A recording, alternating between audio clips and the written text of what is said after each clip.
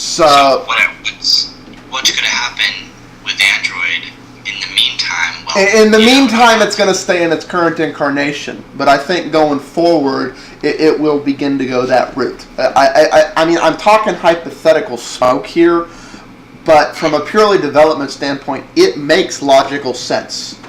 I think if that would have to be, if they do that, that would have to be Android 4.0, because I mean... Yeah, you're probably looking at 4.0 or even 5.0. It's gonna, yeah. That's some effort to get that, and you don't just release something like that half-cooked if you want it to have a future. So, I'm not, like I said, 3 to 5 years from now, that's not an immediate thing, but I almost guarantee you in some black vault in the Google complex, there's somebody working on that, or a team of somebody's. You also look at the people Google's been hiring lately. They've been going a little outside their usual box of people they've been hiring who develop really off-the-wall things and stuff. It's clear Google wants to solve some really interesting problems and things like that. And now, I'm hoping they don't get this idea in their birth, like, making things open source is stupid. We should turn into an Apple. I'm like, if Google does that, not only will I beat down their throat, but I will become the ultimate, Google must die. We need to remove Google from the internet person. I'll be at war with Leo. I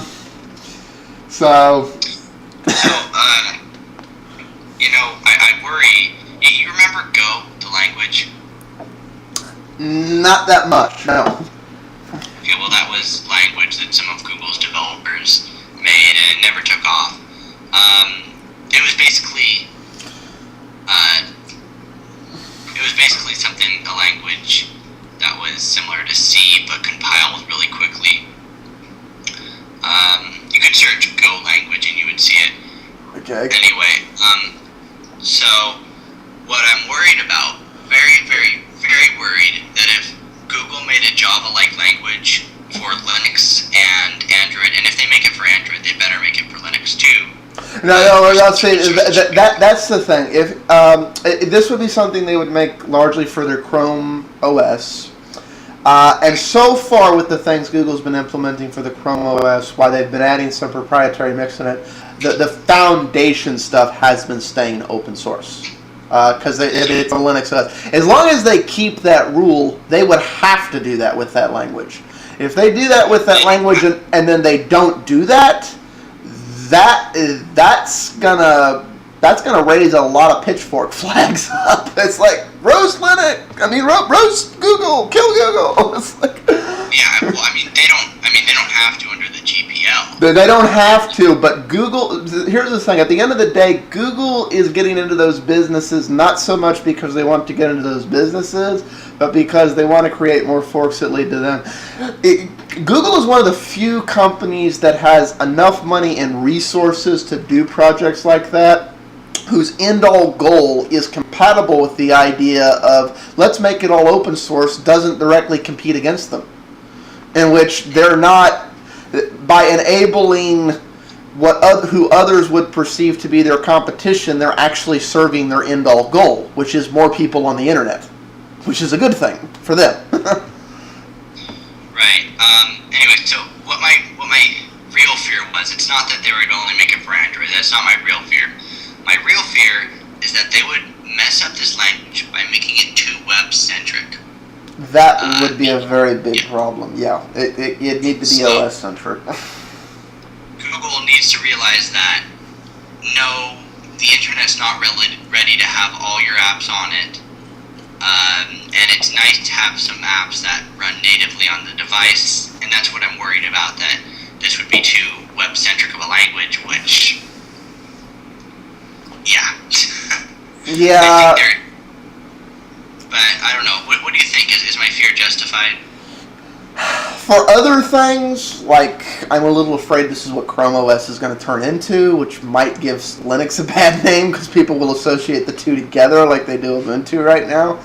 I don't think your fear is completely unjustified, but for the purposes of this unique circumstance, like trying to create a Java alternative language, because of what you're trying to create, it wouldn't. I don't see how it would make sense to make that web-centric, because that's very much a local thing. JavaScript, okay, yeah, but not Java, because that's very much the system thing. It's like, and honestly, I keep wondering if that's ever going to happen while we're on the topic of the other Java, even though that's an entirely different can of worms and more just tech in general. I keep wondering if somebody is ever going to go back and figure out a way to hybridize JavaScript in such a way that when necessary it can pull on server resources. I realize the whole point of JavaScript is you're using the client's resources because you don't want to use yours, but there are times for performance, either because the client has a piece of shit or whatever, that it would be nice if there was a back hook you could implement into JavaScript to let it tie into server resources to help it run. You can. I'm not aware. Ajax. Yes. Yeah. That's basically server-side JavaScript. I'm talking about a hybrid of the two systems.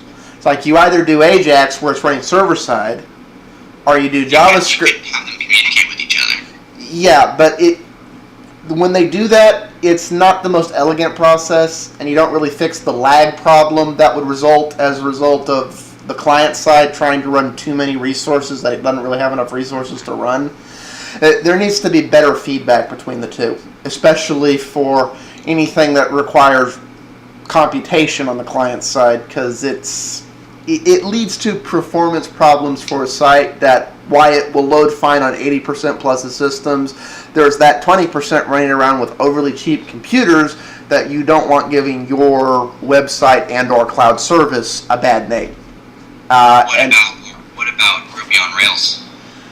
Has the potential for that, but Ruby is a little bit of a different language, and it's not.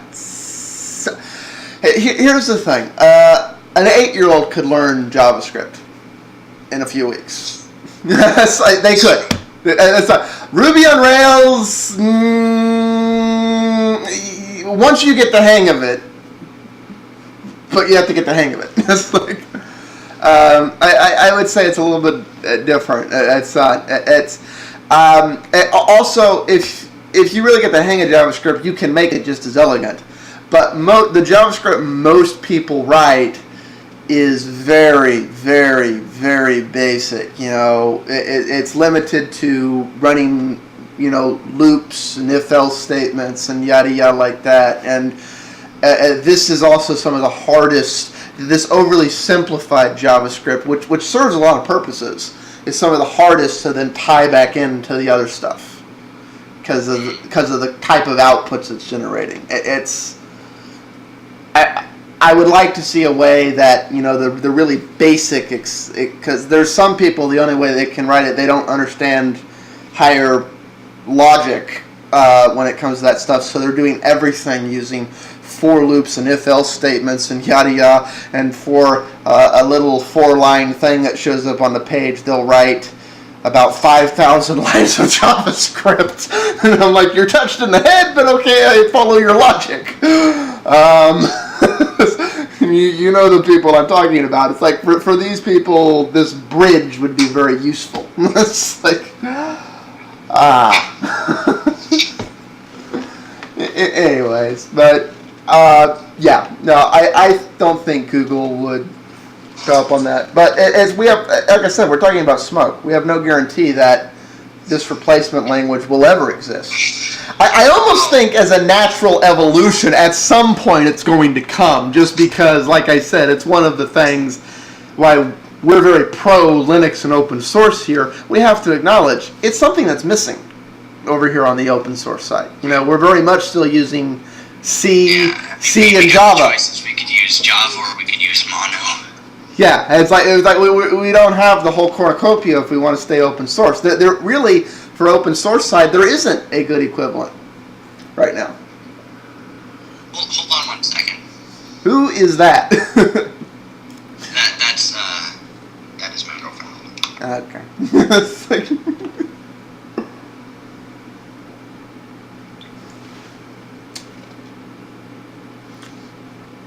The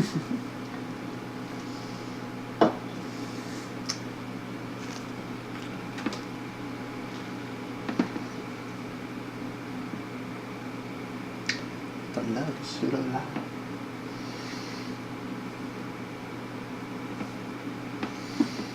Hey, will you be here in 40 minutes? I guess I can be. You gotta go eat? So, I mean, my ride is leaving right now, so Okay, we have a lot more to talk yeah, we have more to talk about. Go. We're like at a semi part 2. Everybody, we're gonna pause the video while James commutes across the Metroplex. Hopefully it'll work. But we've talked about it a good amount. Anyway, I'll see you in a bit. Bye-bye. Okay, bye.